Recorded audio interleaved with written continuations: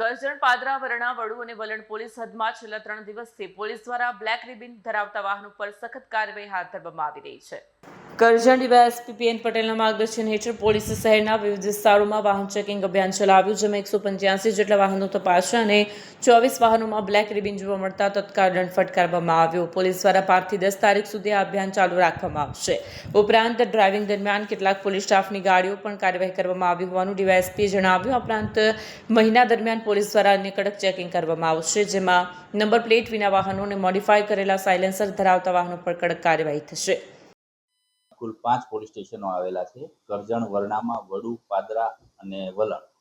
તો આ 5 પોલીસ સ્ટેશનોમાં હાલમાં અમે 5 તારીખથી 10 તારીખ સુધી એક ડ્રાઈવ ચલાવી છે, જેમાં 4 વ્હીલ વાહનોમાં કાચ ઉપર જે બ્લેક ફિલ્મ, ડાર્ક ફિલ્મો લગાડી હોય છે તે હટાવવા માટે અમે ડ્રાઈવ ચલાવી છે.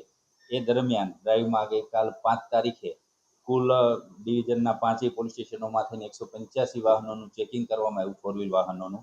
એમાં ટોટલ 24 વાહનોમાં 4 વ્હીલમાંથી ડાર્ક ફિલ્મો હટાવવામાં આવી છે. 20 વાહનોને એનસી દંડ કરવામાં આવેલ છે.